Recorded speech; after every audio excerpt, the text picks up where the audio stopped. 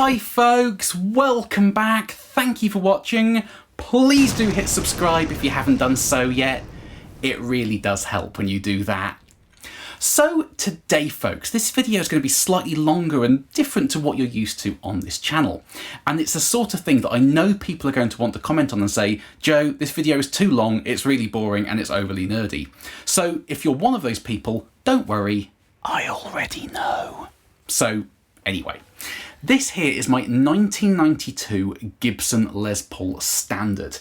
It's a wonderful sounding guitar. It's from the so-called good wood era of Gibson. Nobody can ever really decide on what that means, but 92 tends to fall within the date ranges that people debate at length on forums. And over the years, I've modified this guitar to be as close to late 50s specs as makes sense for this particular instrument, because this isn't a custom shop historic reissue R9 or anything like that. It's just a very good 90s Les Paul. So I've got the throwback SLE 101 PAFs in here. The pots, internally at least, are vintage original Central Lab internals. I use the 50s wiring schematic, the braided wire, paper and old Bumblebee capacitors, lightweight aluminium tailpiece, all the good stuff.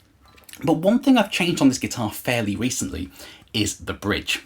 Now, being a fairly modern Gibson, this guitar was designed around one of these. This is a Nashville type bridge, and Gibson fit these to pretty much all guitars they make nowadays. But back in the day, the Gibsons used a style of bridge called an ABR-1. And if I put the Nashville alongside a vintage correct ABR-1, you'll see that the Nashville is just a chunkier piece of metal. Aesthetically, if nothing else, it just doesn't look as nice as an ABR-1. You get a wider intonation range, but that's about it. And it just doesn't look that great on the guitar, I don't think. So in order to use an ABR-1 on a guitar that's designed around a Nashville bridge, I've had to use some adapter plugs, which plug the holes in the top and give you a thin thread to put a vintage correct ABR-1 on. Now, the bridge I had on this guitar for quite a few years was a Faber ABR-1, but I've recently changed to using this. This is the Four Uncles Restorations ABR-1, and it's nerdy to the nth degree. They destroyed vintage original ABR-1s to get the exact alloy ratios in the metal. They're completely handmade, just like the old ones were. They are like next level in terms of ABR-1 reproductions. And I made a video a few months ago comparing the Four Uncles bridge to the Faber, a Callahan and a stock Gibson, which was an interesting video.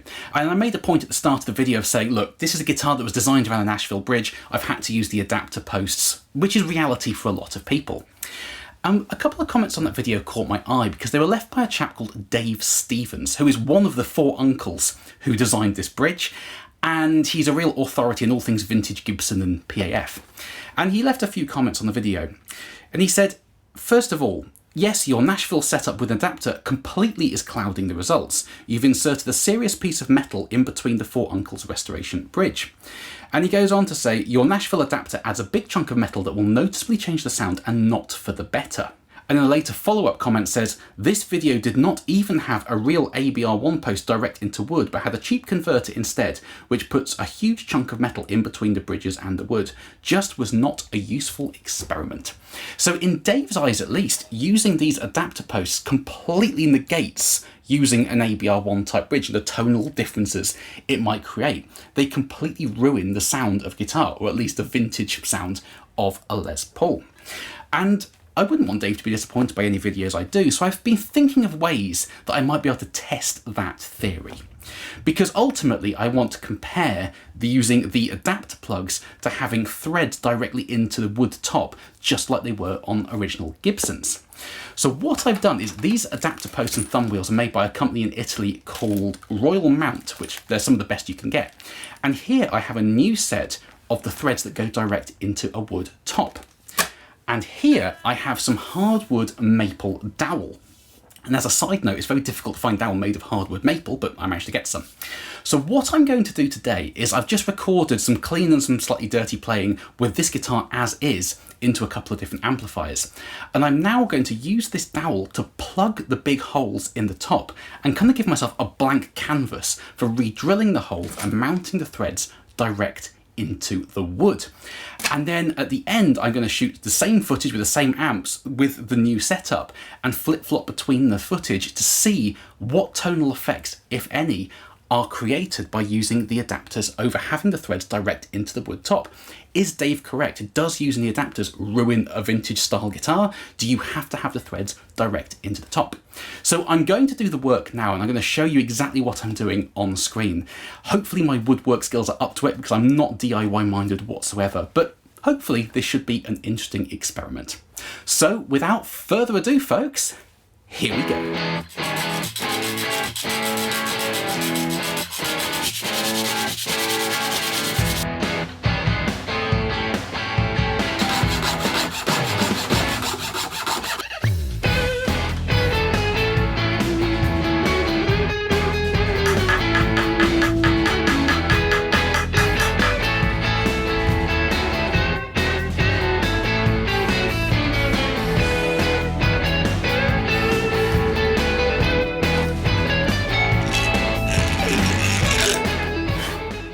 Okay, so I've been a bit of a dingbat.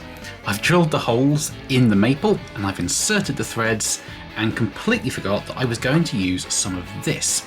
Now this is just a water-based lemon-coloured stain for the wood, and it's entirely cosmetic. It serves no purpose aside from hopefully to make the maple inserts a little bit more invisible and in keeping with the sort of honeyburst finish on the guitar. But of course I've put the threads in, so I can't really get to it. Ordinarily you'd wipe it on with some sort of kitchen paper so you don't have too much on there, but yeah, completely forgot. So what I'm going to do, and this could be a completely terrible idea, is just drip some of this wood stain down the thread onto the maple. Now it's water-based, so it's not going to damage the finish at all. It'll just wipe off the sort of the lack of the guitar, but hopefully it should make these maple inserts a little bit more invisible. I just should have done it before I put these posts in, and I can't be bothered to take them out.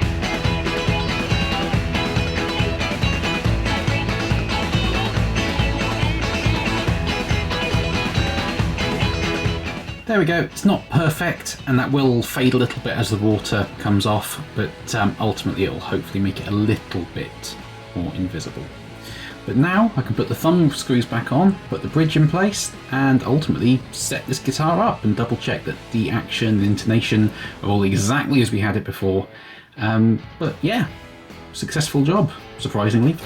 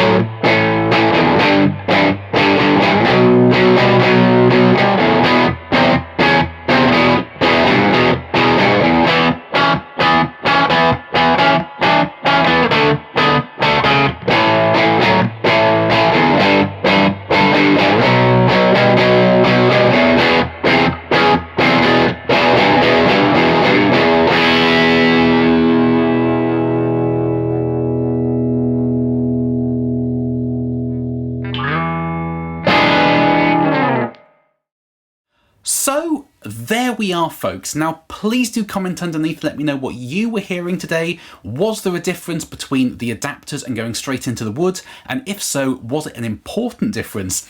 I love chatting nerdy guitar stuff with you folks down in the comments section. Now, firstly, I'm very pleasantly surprised at how smoothly the work went, considering it was an ape like me doing it. Providing you can get the dowel the correct diameter to plug the hole, you can cut it to length, and you can drill a hole centrally relative to the dowel, it's actually not too hard a job to do. And of course, the thumb wheels largely hide the work, so even if you're a little bit rough around the edges, like I always am, you don't really see it once the guitar is reassembled. So it's a fairly easy job if you're wanting to give it a go yourself. But in terms of the sonics then, did going from the adapter to threading directly into the wood change the sound of this guitar? And I think overall, yes, but it wasn't a major difference. And I've been listening back to the audio I've recorded today and sort of A-Bing it and flip-flopping it. And overall, and this will sound really daft considering the work I've just done, to me, the metal adapters sound a little bit more metallic, and going straight into the wood sounds a little bit more woody. Very daft thing to say, but that's the overall effect that I'm hearing. With the adapters, there's a sort of sizzle on the top of the notes and the chords, which isn't there going straight into the wood. But with the wood, you get almost more low end and a slightly more boxy, lower mid-range. It's a little bit less authoritative overall. So there is a difference, but it's not a major one. And to be honest, listening back, it's kind of the difference between going from 7 to 6 on the treble on your amp and maybe 4 to 5 on the mids. That's about it. It's still my guitar. The feel is exactly the same under the fingers. And tonally, it's broadly the same. There's a subtle difference, but it is very, very slight. So overall then, does using the metal adapters ruin the sound of the guitar? No, not really. Does it render any ABR-1 comparison completely useless? No, not really. It does change the sound, and if you're really going after that vintage accuracy, It's an important detail, but a detail is kind of all it is. So ultimately, if you have a Nashville equipped guitar and you want to switch to using an ABR-1, the adapters are completely non-invasive. They do add a slight kind of harshness to the sound and a bit more punch to the sound in the upper mid-range, but that might be something you like. Everything is relative at the end of the day, and one person's woody is another person's dull, one person's bright is another person's harsh. So it completely depends on your personal preferences. But going from one to the other, it's a very, very slight difference. But as always, folks, those are just my thoughts, so please do let me know yours underneath. I love hearing from you guys on all this sort of stuff.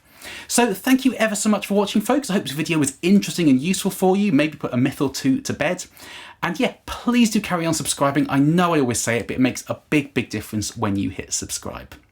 So thanks, folks, and I will see you very, very soon. Bye-bye.